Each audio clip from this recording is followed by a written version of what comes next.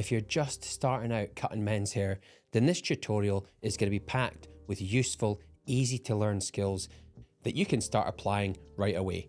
This is a simple short back and sides for men. I'm going to slightly taper the edges and show you how to do it. So thank you for joining me, and let's get started cutting hair the easy way. So we can see right away that there's a couple of hair growth patterns on this head of hair. There's a little spiral, the hair waves here, and there's a double crown where the hair goes in different directions. So let's get started with the clipper work. What I'm going to do is pass straight through this hair at the back with the clipper. So you can see I'm gliding through that line where the head sticks out the most at the back. I've spoken about it a lot in other videos, but this is the occipital bone. It's that bone that everybody has that sticks out at the back of the head, and that's our guide as barbers. That's what we use to glide off with the clipper. You can see from the white lines just the shape that I'm following, and I'm keeping in mind that ridge on the back and at the side of the head. So here's our occipital bone, and you can see I'm going to taper this area. There's nape whorls there, so that's quite common. We see a lot of them, but we want to get it to look like this. We'll come to that though. Let's carry on round the side. Same idea. We're just following with the clipper as if you're aiming for the ceiling, just shooting straight up. And I'm going to use my comb as a guide here, okay? So you can see I'm just aiming up towards the comb, pull the ear out of the way to get access, and straight up off the side of the head. Look, if I put my comb there, you see the straight line that I'm going to take? Now keep doing that, keep gliding up away from the comb. There's that line again.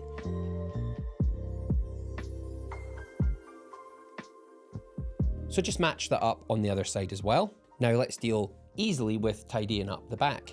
So I've got just the bare blade, the 0, and I'm just going to run into this hair a little bit. So the lever's up on the clipper, and I'm just running into this neck hair just a little bit inside the hairline.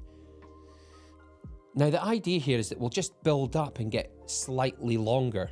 So what I'll do is I'll push the lever down, and then I'm going to run just ever so slightly higher into that line, about ½ an inch. Okay, so we're making this little area of stubble that's slightly longer. And ultimately we're going to get up towards where we did the number 3, towards the occipital ridge, that ridge that sticks out. So far it doesn't look much, but it's going to. So let's put the number 1 guard on. That's the 3mm. The hair's growing kind of up the way there, so I'm just going to go down against that, and then I'll start working my way up. I want to try and catch all the hair against the grain that it's growing, so that I know that I've got it right down to 3mm. Sometimes if you run up into hair that's growing in the same direction, it doesn't cut as short. So a little bit down there. It's always at the sides you find that you need to go down. That's where the hair can grow up. So I've stepped back a little bit, just between my 1.5mm and the 1, and just neatened up a little bit. And then I'll just move up one more clipper guard. So this is a number 2 guard. It's the 6mm. And what we want to do is just basically soften that dark area around where we did the number 1. It's making it kind of blend in a little bit more by just running into it and taking that darkness away from it. Now I've just stepped back a little bit, I've put the 1 back on, and I've just pushed the lever down, and that makes it 4.5mm, and that's a good join between the 1 and the 2. It's like in between. Around the ears, I'm just going to use the edge of the trimmer. I've got a little trimmer here. It's a T-blade. They're quite useful if you can get a T-blade. And then using the comb, just lift the hair up. Okay, so we want it to stand on end, just using the teeth of the comb. And I've got it almost flat against the head, and then bending it out slightly. And that's a good way to make the hair stand up and taper in. Just around the face, a little bit of edging up there, just neaten all that up and trim that away. We only want to get the hairs that are just sticking out beyond the hairline there. Now a straight line at the back, it's barely visible, but let's aim from the back of the ear down towards the back of the neck. Try not to go inside the hairline, even though on this blonde hair, it's not that visible. We just have to visualize that it's there. And then match up the other side. Let's just do the same over there as well. Tidy up around the ears, and then we can move on to the top. We'll get some water on and let's get it separated nicely into the way that the hair wants to grow, because this is probably quite an important thing to understand. I've got all these directions here. I've got it combing in the direction it wants to go, and then that way I can cut in that direction. I think cutting with the way the hair wants to go is probably best. So using the hook of the comb, I'm going to lift up a section that's thin, you know, it's like about the width of the comb, and I'm going to tilt my fingers forward because I'm going to chip into it. I want to give this hair some texture. Now, if you want to just cut straight across, you can. Okay, this is just an option. If you bend your fingers forward like this when you're chipping in, it means you're not chipping down into the fingers, so you don't have your elbow up high and you're chipping down towards yourself. You can keep a more relaxed position, so just pick it up, bend the fingers forward, and then chip across the section.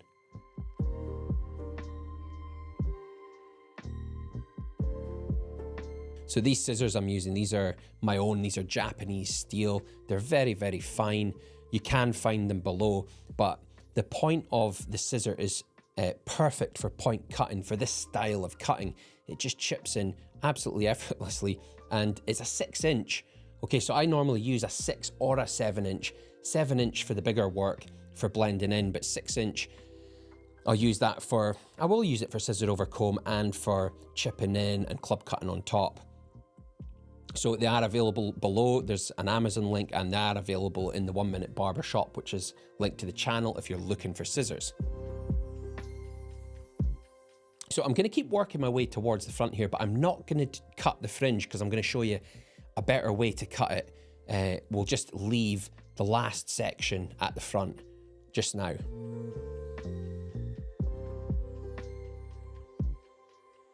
Keep chipping across. Be careful when you're chipping. If you want to chip, if you don't want to cut straight across and you want to chip, just be careful. Do it slowly if you haven't done it before. So if we move to the side and see where this dot is, that'll give us a guide. That's where we'll find the short hair from the middle. So I'm using the hook of my comb, picking up these sections, and I'm going to lift it up to where the hair disappears at my inside knuckle. Okay, and that's where the shortness, that's where the length was in the middle. Okay, there's short hair in there. So if I chip across, I know that I'm matching into the length that was in the strip that I cut down the middle.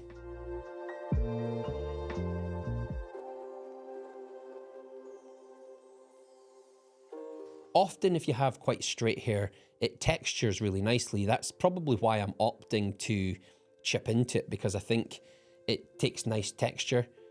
If you have curly hair, it doesn't texture as well. And sometimes when you texture curly hair, if you texture it too much, it gets frizzy. So I tend to veer away from texturing on curly hair. On the other side, you can see that I'm starting from that point where I separated the crown just as I started cutting the top. I've kept that, and I'm just going to keep going with the flow of the hair. So I have, on this occasion, I've got a short point on the first knuckle. That's the hair from the middle that I've already cut, and I'm looking to just chip away any hair that's longer than that from this side. Again, remember, I'm going to leave the fringe. We're going to tackle that later. That'll be the last thing to do.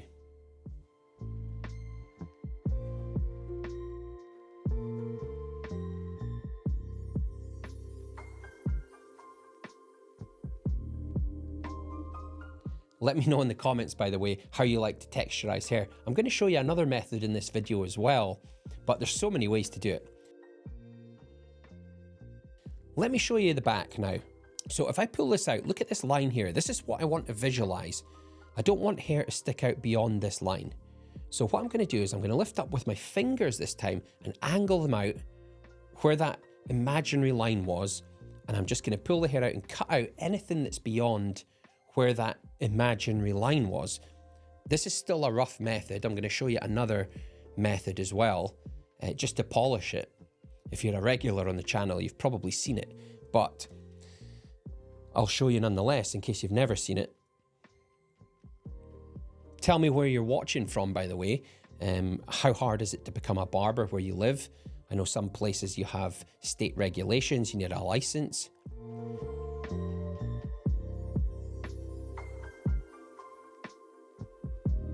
Okay, so look at the back here.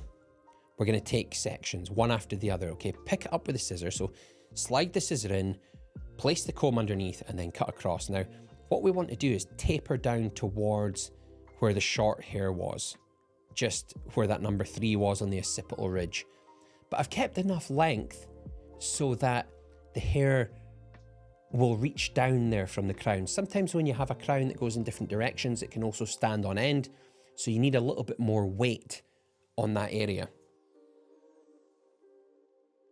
Again, so scissor in, comb underneath. Now this scissor, 6 inch, it's really good for picking up good broad sections. I think when you're cutting this style, a broad scissor, the broader the scissor, the better. Sometimes I do this with 7 inch. Same on the side here. Okay, you can see this. This is what we call a block graduation. A lot of people call this the block. So I'm working my way down. I've got my imaginary line that I don't want any hair to stick out beyond.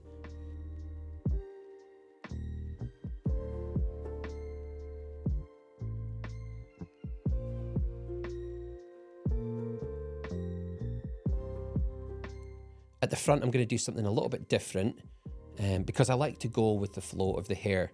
So let's trim this area around the ear, and then when we get down to this last section towards the front, I'm going to cut it more at an angle.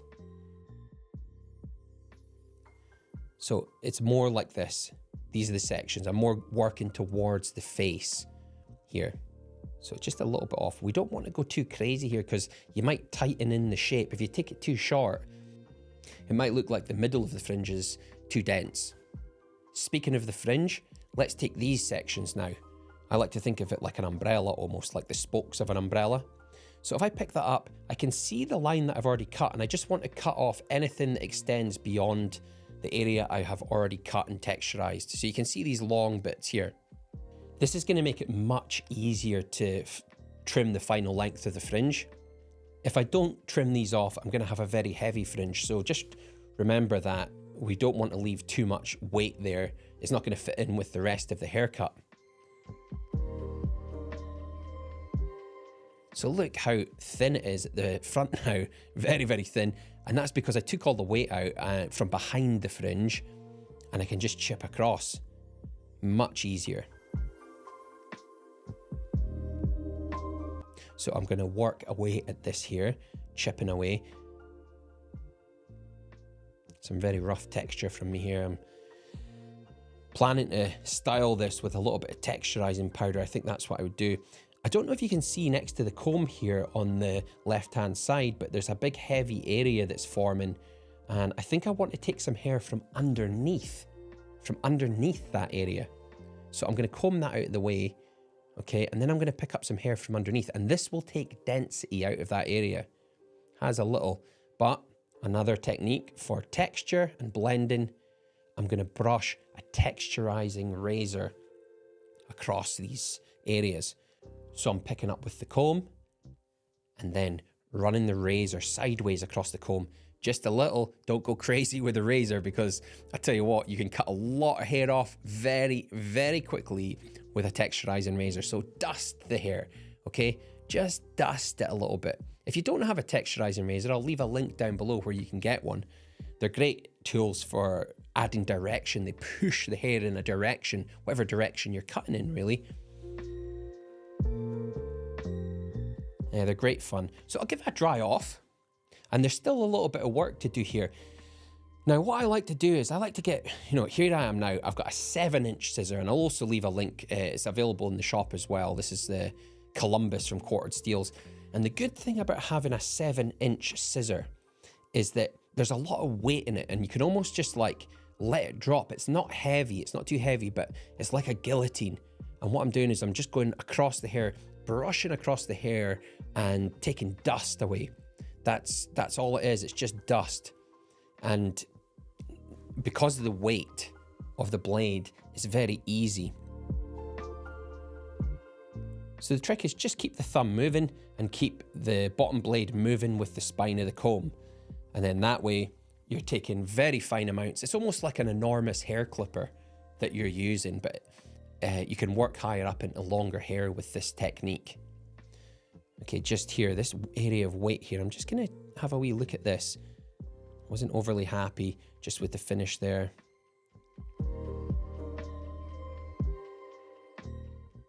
I'll try and take a little bit more weight. I think that's better. Yeah, I'm happier with that. So there's the crown. That was the crown that was giving us all the different directions, and look how well it's finished.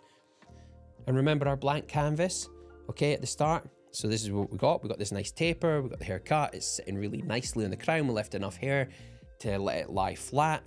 And you can see all around, that's the haircut. I hope you enjoyed that tutorial. I'll see you again in my next video.